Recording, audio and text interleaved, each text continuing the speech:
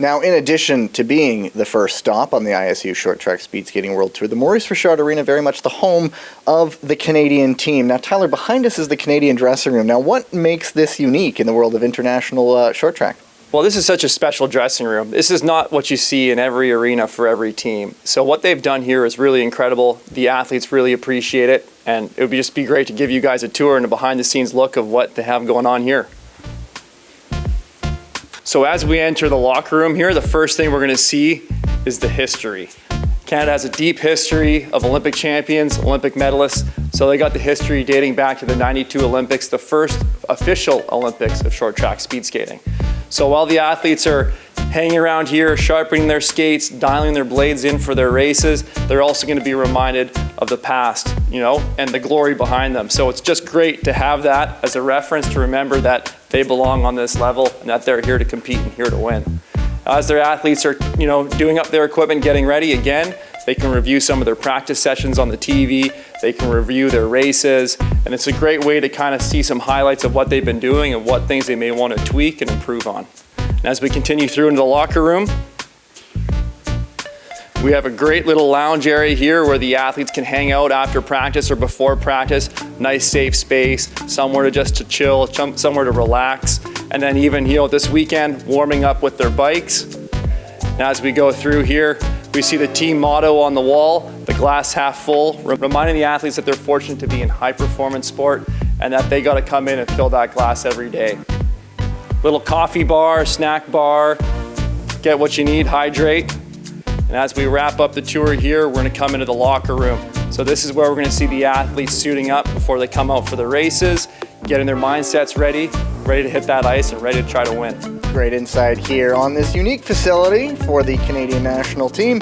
At the first stop, the home of short track in Canada.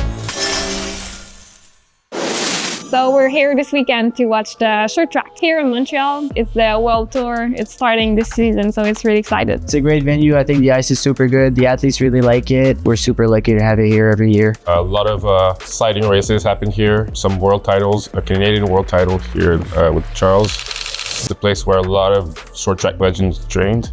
So for me, it's really, really important to honor them through skating here. As a fact, Montreal has hosted 5 world championships, more than any other cities in the world. We train here since I'm really young, so I feel when I was young, to be part of the team and then to be here at Maurice Richard was kind of an achievement to skate in front of all the young kids. I feel like for them, it's kind of an inspiration. Often clubs get to skate on Montreal ice here, and so I was one of the lucky ones that got to skate here when I was, I think my first time was when I was 12. And I just remember being so much bigger than what I'm used to in the clubs. A lot of good memories that I made here throughout the years. So I'm just blessed to be able to continue those memories here this weekend. Well, I was born just 20 minutes away from Montreal, so I've been here my whole life. I think what makes Montreal special is that the culture of every different country is mixed here in Montreal. Montreal is a city like no other because it feels more like a European city in a lot of ways. I think in North America, we're used to a lot of highways, big open roads. But in some ways, I think Montreal, especially downtown, feels almost closer to Europe. I don't know how to say it about Montreal. I feel like it's its own. The dream kind of started here. So Kim Boutin taking it to the line. Kim Boutin, world champion. I think we're coming really strong this year.